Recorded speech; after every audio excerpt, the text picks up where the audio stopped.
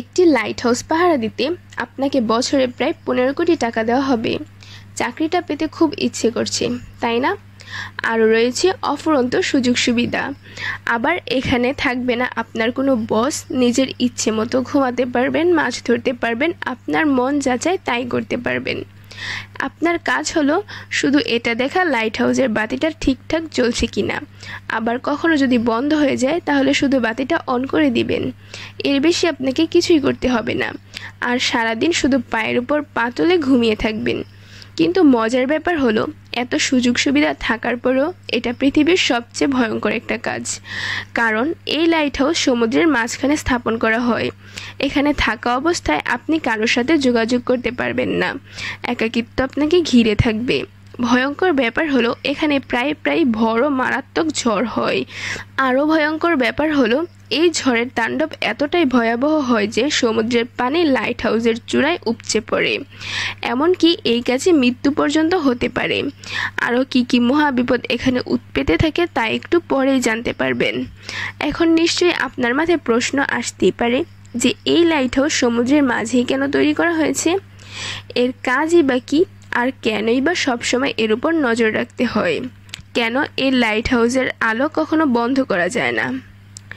রহস্যময় এই লাইট হাউসের আত্মপান্ত জানতে হলে আমাদের কয়েক বছর পেছনে যেতে হবে। তখন যাতায়াতের জন্য না ছিল গাড়ি, আর না ছিল অন্য কোনো যানবাহন, আর ছিল না কোনো আকাশপথ। তাই বিশাল লম্বা পথ পাড়ি দেওয়ার জন্য একমাত্র উপায় ছিল পানিপথ। সে সময় ক্যাপ্টেন মার্সিয়াস একজন অসাধারণ নাবিক ছিলেন। তিনি অনেক প্রতিকূল পরিস্থিতিতেও সমুদ্র পাড়ি দিতে বেশ বিখ্যাত ছিলেন। একবার তিনি সমুদ্রের ঘুটঘুটে অন্ধকারে একটা জায়গায় পাড়ি দিচ্ছিলেন, কিন্তু দুর্ভাগ্যবশত সমুদ্রের কিছু শক্তিশালী পাথরের সাথে জাহাজের ধাক্কা লাগে। এই সময় জাহাজগুলো তৈরি করা হতো কাঠ দিয়ে, যার কারণে জাহাজের নিচে খুব সহজেই ফাটল ধরে যায় এবং জাহাজের ভিতর পানি ঢুকে খুব ক্ষয়ক্ষতি হয়। এই দুর্ঘটনার পর ক্যাপ্টেন মার্সিয়াস এর সমাধান খুঁজতে থাকেন। তিনি মূলত এমন কিছু তৈরি করতে চেয়েছিলেন যেন এই দুর্ঘটনা থেকে নাবিকদের বাঁচতে সাহায্য করবে। কিন্তু এখানে মহা দুশ্চিন্তার কারণ হয়ে দাঁড়ায় প্রশান্ত মহাসাগরের বিশালতা। কারণ প্রশান্ত মহাসাগর এতটাই বড় যে যদি 7টা মহাদেশের ভূমি একত্রিত করা হয় তাহলেও প্রশান্ত মহাসাগরের আয়তন বেশি থাকবে। হাজার হাজার বছর আগে যখন নাবিকরা সমুদ্রপথে যাতায়াত করত, তখন তাদের এই সমুদ্রের তলদেশ সম্পর্কে কোনো ধারণাই ছিল না। এমনকি তাদের সামনে থাকা রাস্তা সম্পর্কেও তাদের কোনো আইডিয়া ছিল না। পথ নির্দেশ করার মতো তাদের কাছে কোনো যান্ত্রিক ব্যবস্থাও ছিল না। মূলত সে সময় নাবিকদের পথ চলার জন্য সূর্য কিংবা চাঁদের উপর নির্ভর করে চলতে হতো। আর এই দিক নির্দেশনার জন্যই চলতি পথে আরও দু একটা উটকো ঝামেলা এসে হাজির হতো, যেমন ক্যাপ্টেন এলিসের সাথে হয়েছিল। একদিন ক্যাপ্টেন এলিস তার নাবিকদের সাথে প্রশান্ত মহাসাগর পাড়ি দিচ্ছিলেন। হঠাৎ রাতে পুরো আকাশ কালো মেঘে ঢেকে যায়। আকাশে তারারাও মেঘের নিচে ঢাকা পড়ে যায়, যার কারণে প্রচণ্ড ঝড়ে তারা রাস্তা হারিয়ে ফেলে। যখন সকাল হয় তখন তারা দেখতে পায় বিশাল সমুদ্রের মাঝে তারা হারিয়ে গেছে। তাদের কাছে খাওয়ার জন্য না ছিল কোনো খাবার, আর না ছিল কোনো পানি। ক্ষুধায় ও তৃষ্ণায় কাতর হয়ে তারা সমুদ্রের বিশাল পানির মধ্যে থেকেও পানির অভাব অনুভব করছিল। এই অবস্থায় অনেকেই মারা গিয়েছিল। তারপর ক্যাপ্টেন তীরের দেখা পায়। তারপরেই মূলত লাইট হাউস তৈরির যাত্রা শুরু হয়। মিশরের ভূমধ্যসাগরের পাশেই ছিল আলেকজান্ডারিয়া। সে সময় সেখানকার শাসক ছিলেন টলেমি দ্য সেকেন্ড ফিলাডেলফিয়া।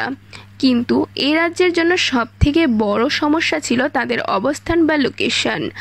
আপনি যদি এই ছবিটা একটু ভালো করে লক্ষ্য করেন তাহলে দেখতে পাবেন তাদের রাজ্যে প্রবেশ করার জন্য এই জায়গা দিয়ে যাতায়াত করা হতো। আর এই জায়গার আশেপাশে খুব বড় বড় পাথর ছিল, যার কারণে এই রাজ্যের বাণিজ্য করতে আসা জাহাজগুলো যখন এই রাস্তা দিয়ে পার হতো তখন খুব সহজে পাথরগুলোর সাথে জাহাজের ধাক্কা লাগতো। আর এই কারণে এই জাহাজগুলো ডুবে যেত কিংবা বড় কোনো ক্ষতির শিকার হতো। আর দিন দিন এ রাজ্যের বাণিজ্যিক জাহাজ কমে যাওয়ার কারণে অর্থনৈতিক দিক দিয়েও পিছিয়ে থাকে। টলেমি তার রাজ্যকে বাঁচাতে সেই সময়কার সবচেয়ে বড় আর্কিটেক্ট সস্টাসিস অফ দ্য সিনিডাসের কাছে ছুটে যান। তার কাছে তিনি এই সমস্যা থেকে মুক্তির জন্য প্রার্থনা করেন।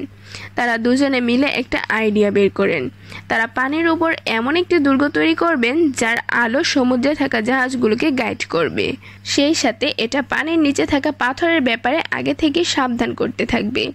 সেই পরিকল্পনা অনুযায়ী সস্টাসাস কাজ শুরু করেন, কিন্তু তিনি তখনও ভাবতে পারেননি তিনি যা তৈরি করতে যাচ্ছেন তা পরবর্তীতে পুরো পৃথিবীতে একটা অন্যতম সৃষ্টি হয়ে উঠবে, যা পুরো পৃথিবীতে আলেকজান্ডারিয়ার বাতিঘর নামে পরিচিতি পাবে।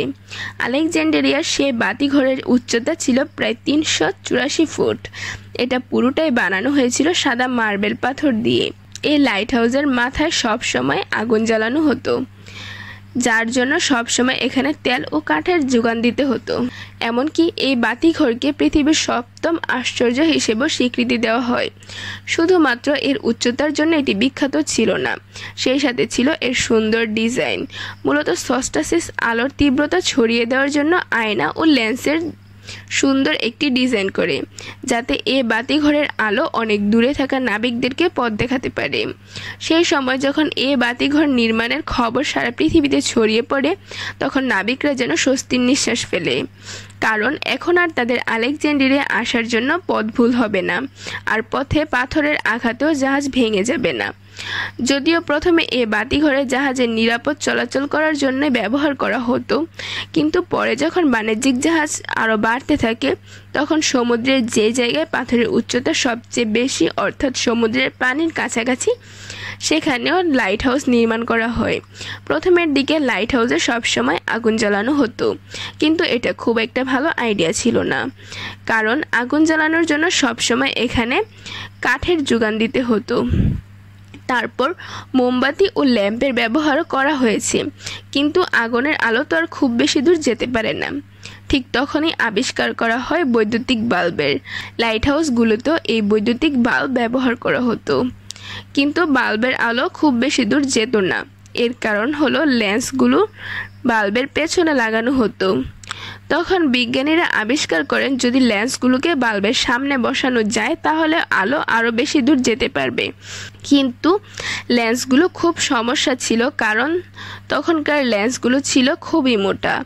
আর ঠিক তখনই ফ্রান্সের একজন বিজ্ঞানী ফ্রেসনেল একটি বিশেষ লেন্স আবিষ্কার করেন, আর এই বিশেষ লেন্সের মধ্য দিয়ে আসা আলো একটা পয়েন্টে এসে মিলিত হতো, যার কারণে আলো অনেক দূর পাঠানো যেত।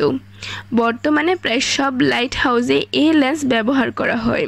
ফ্রেসনেলের এই লেন্স লাইট হাউসকে একটি নতুন রূপ দিয়েছিল, যার কারণে সমুদ্রের বুকে জাহাজগুলো নিরাপদে চলাচল করতে পারত। কি এই লাইট হাউসের এই ভয়ঙ্কর দিকগুলো জানার পর আপনার বুকের ধুকধুকানি আরও বেড়ে গিয়েছে?